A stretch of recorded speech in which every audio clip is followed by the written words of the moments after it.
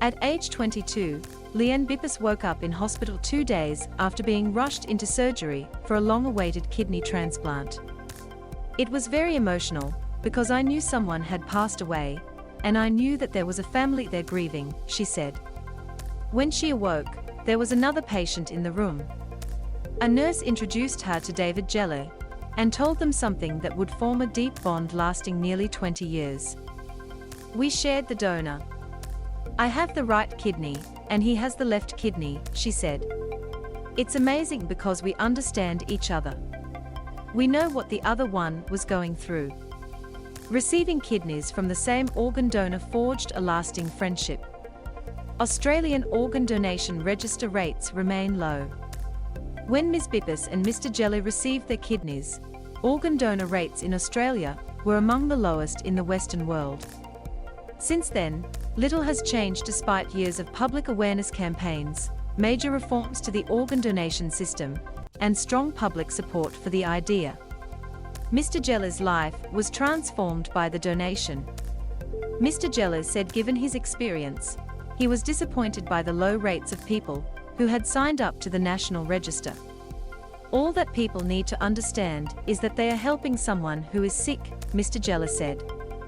"That person, the donor, may be gone, but they are living along with the organ." He said he wouldn't be alive if it hadn't been for the kidney he received 19 years ago. While 80% of Australians say they would consent to being a donor, only 30% are registered.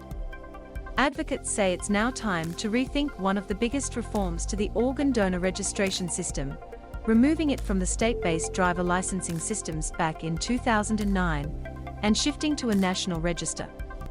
The idea of a national register was the right idea, Australian Organ and Tissue Authority Chief Executive Officer Lucinda Barry said.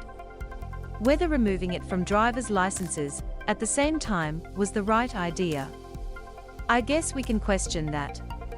At the time, there was concern people weren't making an informed decision when agreeing to become a donor when getting or renewing their license. But the data makes it clear the policy experiment failed. In every state that removed the organ donation option from the driver licensing system, donor registration rates have remained stagnant. The only state that didn't make the change was South Australia, where organ donor registration rates have consistently gone up, and are now by far the highest in the country. In Victoria, only 22% of the population is registered to be an organ donor.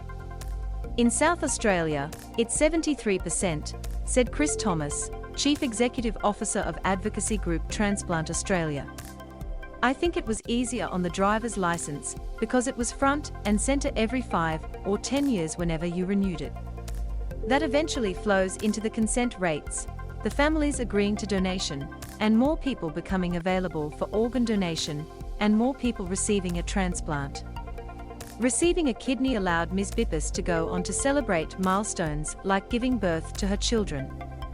Ms. Bippus said hearing about the low rates made her reflect on her own situation. "It's quite sad, because if someone didn't make that decision, if a family didn't know their loved one's final wish, I wouldn't be here," she said. Driver's license change would be exceptionally complex. Royal Melbourne Hospital organ transplant surgeon, Amanda Robertson, thinks licenses would help bring organ donations back into everyday conversations. It might just trigger that conversation that night when they go home and talk to their family, and for it, Ms. Robertson said. Potentially, they can then save probably, 7 or 8 lives by being organ donor. Donate Life South Australia's State Medical Director, Stuart Moody, said license registration had been key to the state's success in boosting donor rates. South Australia has the highest rate in the country because of the license, leading to more families agreeing to donation when it is possible, Mr. Moody said. Ticking the donor box when completing your driver's license registration is a simple, convenient, and effective way for community members to indicate their support for organ and tissue donation after. Ms. Barry from the Australian Organ and Tissue Authority said the South Australian example was compelling. "There is no doubt looking at the data out of South Australia that having driver's licenses is a way to increase registration in Australia," she said. So we have actually recommended that all jurisdictions return to having driver's licenses as an option to register in Australia.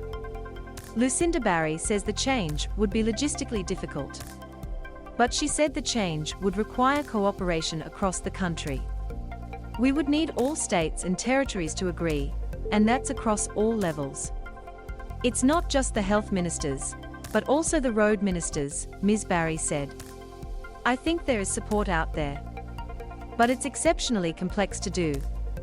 Most states and territories contacted by the ABC said they were open to reintroducing a licensing system if it was coordinated on a federal level.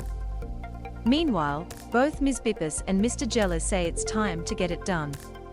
It needs to be put back on the licenses where they can tick it and where they can say, "Yep, I'm going to do it," Mr. Jellie said. "We've had it, we've done it, it worked," Ms. Bippus said. "I don't understand why they ever took it off."